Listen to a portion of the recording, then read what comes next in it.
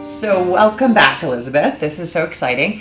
When we talked the first time, we talked a lot about what boards can do to set up their CEO, what happens at the beginning, what do you do kind of in the initial parts of this, initial time of this. And at the end of that session, you asked me a really great question. Right. So once these folks are in place, where do you come in? That's a fabulous question. Well, when folks like you come in and are successful and do what you've said to do, that makes a huge difference, frankly, because that at least gets the ball rolling in the right way.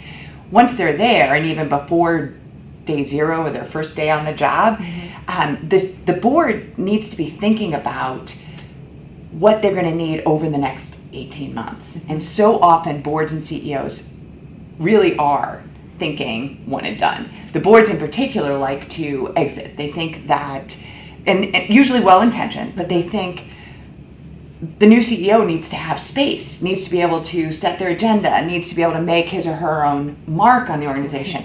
All that's true, all that's great. It's also not helpful.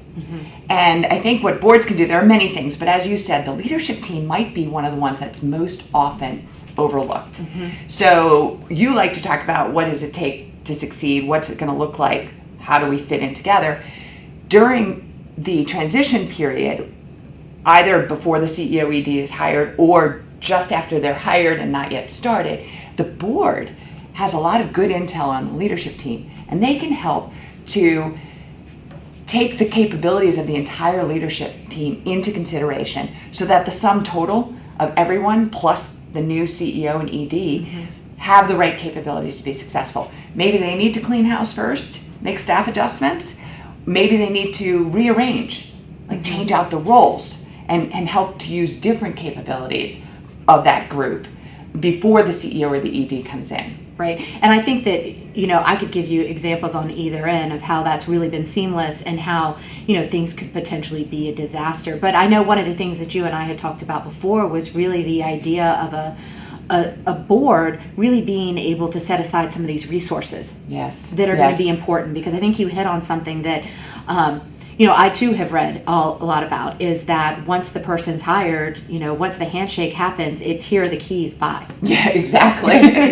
Here's your parking space, you're all set. Right. And it's a difference between onboarding and transitioning. Right.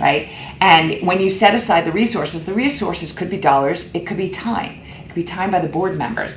It could be additional people within the staff that you're using in different ways for short periods of time. But what it allows is that opportunity for the CEO, they make it okay for the ED to get help. Executive coaching, great way to do it. It's also very subtle. A lot of folks don't want to have a new person come in and bring in some external person telling us how to do our work. There's many different reasons why you may or may not want to do it, but executive coaching can be great, and it can work for both the individual or for the leadership team. The other piece is flip it around. So the CEO can go off and be proactive. So if you're a new CEO or a new ED coming into a role, talk to your board. What do you need? What do you want? What will help you to be successful? Maybe you need executive coaching for the board to help build that relationship and to help them grow as a board so that they're supporting you differently, because just as you as new CEO and ED shift the leadership team internally, you're also shifting the board relationships. Very much. Interesting.